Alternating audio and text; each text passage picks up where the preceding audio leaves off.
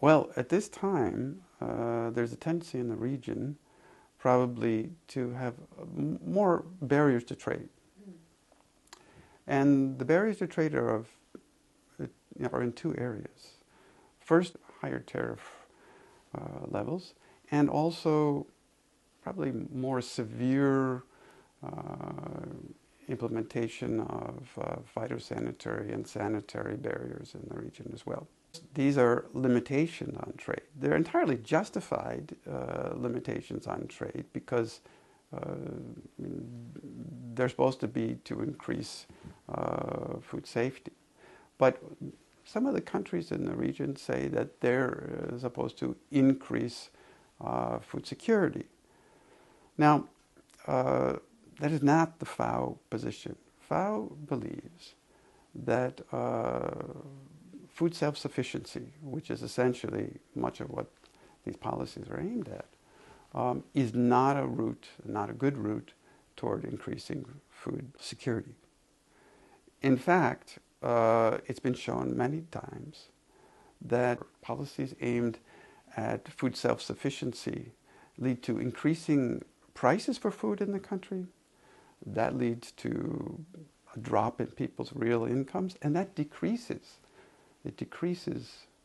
food security of the population. Well, by food safety control, I mean the system of surveillance and control of food safety, animal and plant health in the country. Now, this is an extremely necessary issue. Why is this necessary? Because in commerce or in trade, you don't want trade in any old food, right? You want trade in safe food, right? And that's what these regulations are about. They're trying to ensure that there's trade and commerce only in safe food. That increases the trust of the population, of course. And when you have greater trust, people are more willing to trade. People are more willing to buy. Increasing trade, increasing commerce is associated with increasing incomes. Increasing incomes is associated with greater food security. There are two economic unions in the region, and they have different approaches to this issue, to food safety control. In the European Union, you have a very strong supranational authority, the European Commission. Now, the European Commission produces rules and regulations that deal with food safety in the European Union. These are, they have all kinds of advice from all kinds of bodies, the Parliament, all kinds of other institutions, civil society, etc. But generally, these regulations, they come down to the country authorities, to the country food safety authorities. Okay, it's very similar in the Eurasian Economic Union. You have a central body which is called the Eurasian Economic Commission.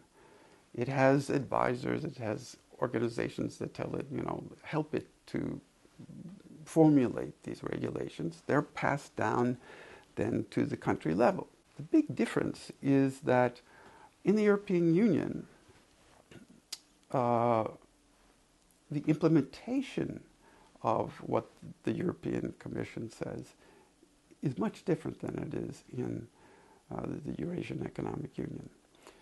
In the European Union, the competence of the European Commission is such that they can check the authorities, those country authorities, on, they check the system, they check the principles, they check the implementation mechanisms.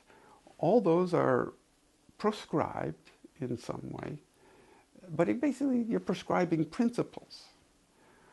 And they check it, they audit, and that's an important issue for whether the rules and regulations get implemented or not.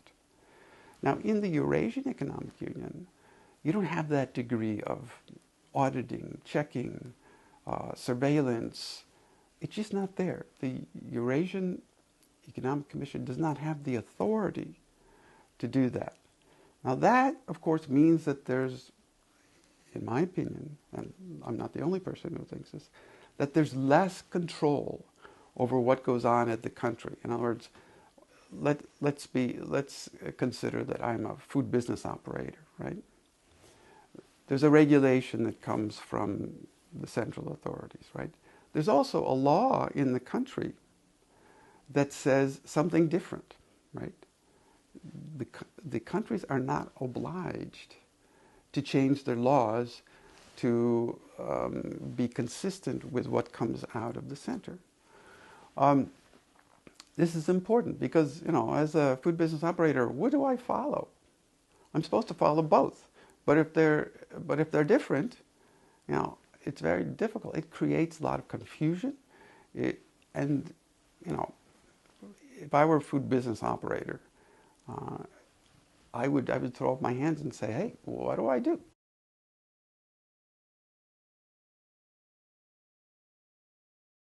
There are important implications for food trade in the region. And that is that you have two systems of food safety control.